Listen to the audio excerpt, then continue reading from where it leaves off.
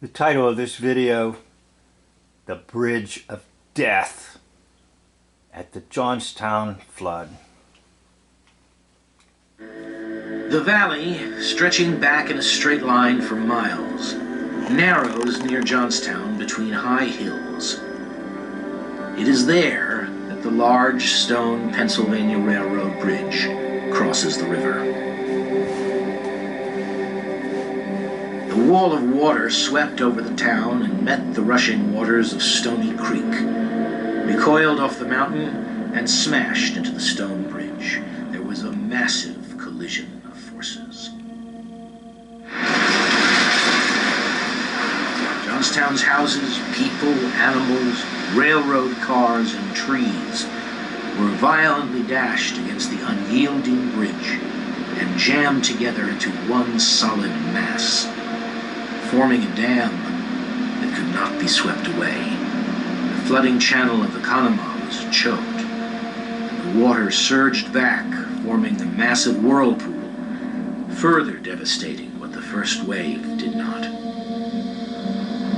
Jacob Reese of Pittsburgh recalled 20 million tons of water. So it's very interesting how someone can have accurate statistics and tell you exactly how much water came down into Johnstown.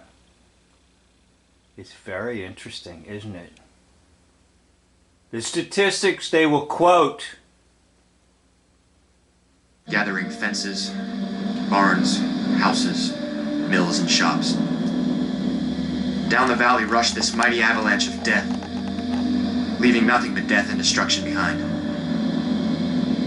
When it struck the bridge at Johnstown, the debris was gorged. Okay, now if these are historic photos, they've been doctored, all right? Because remember, the only thing they had back then basically were the photos and the magazines and newspapers to retell a made-up story to convince the public out there to send in money. So photoshopped photographs were used. Now, of course, they didn't call them Photoshop, but they had their techniques. And the water dammed up 50 feet in 10 minutes. The waves went around in circles until most of the houses had been ground to pieces. There were men, women, and children who circled in the frightful vortex for an hour, unable to free themselves. So I guess there's somebody by the banks of the water there with a stopwatch, and they can tell you there was a vortex for an hour. From the deadly waters. The force of the current was truly appalling. The best evidence of its force was... Now there's that photo I dealt with in my other videos on the Johnstown flood. The most ridiculous photo you'll see, and there's like 4 or 5 variations of that photo, and if you put all the variations together, you'll see that they were just using trickery. And once again, what holds up that big toothpick tree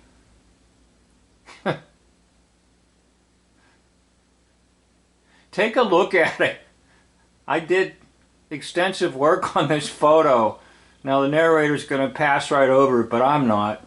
Exhibited in the massive debris south of the Pennsylvania Bridge. Persons who were watching from the hillsides declare that houses, solid from their foundation stones, were rushed onto destruction at the rate of 40 miles an hour. Okay, so let's ask ourselves another question. How does anybody watching debris floating in the water know that it was going at 40 miles an hour? Come on, it's 1889.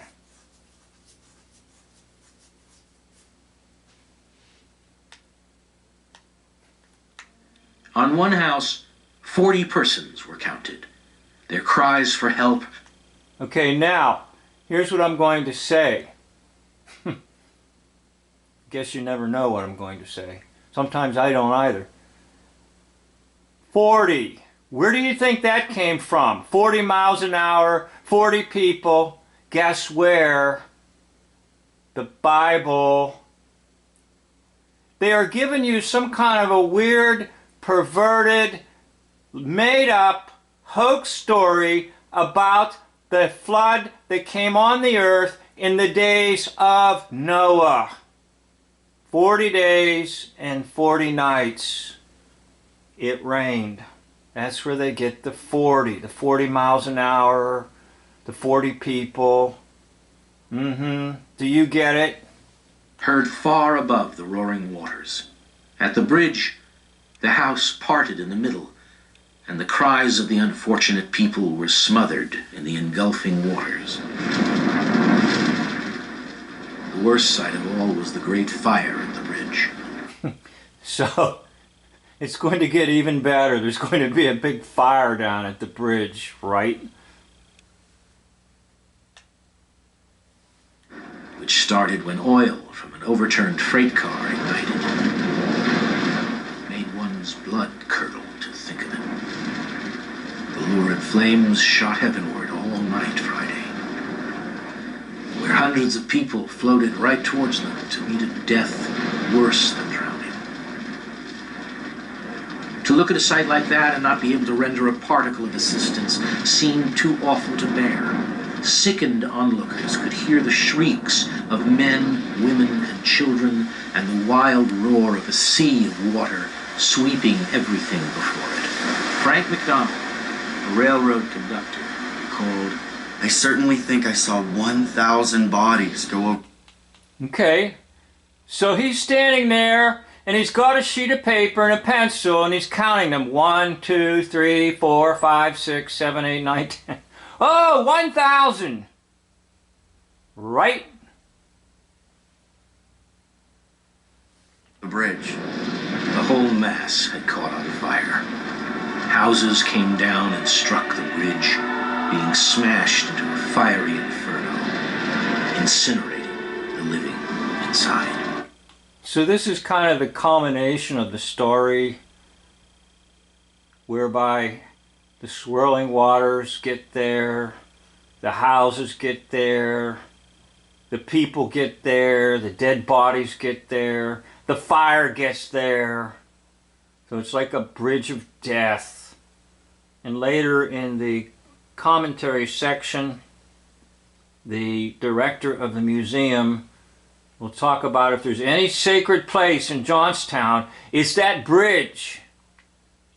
Because all this happened at the bridge of death in Johnstown. Right?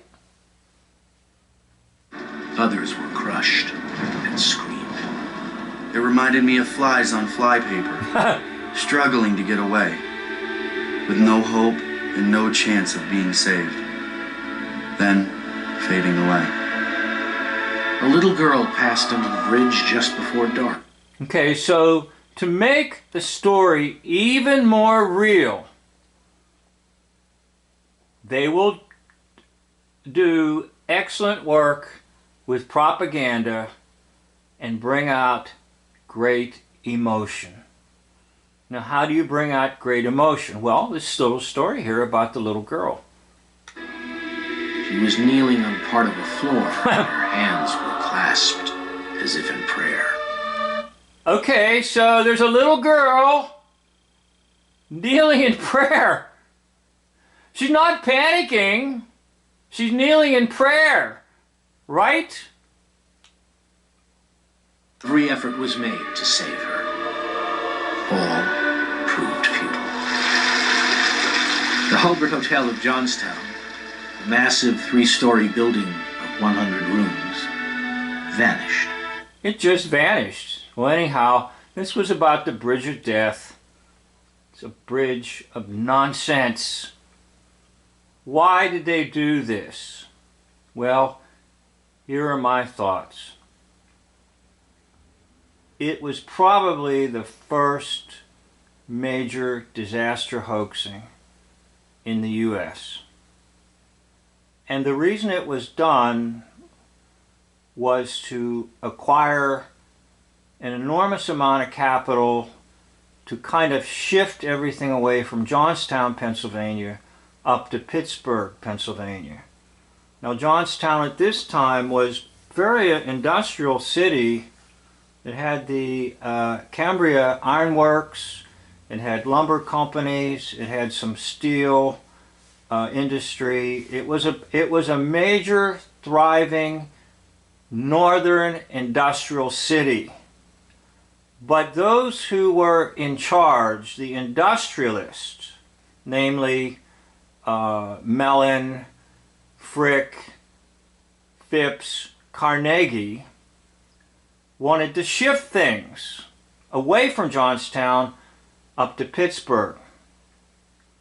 And they are the ones who were the members of the hunting and fishing club whereby the South Fork Dam was located. So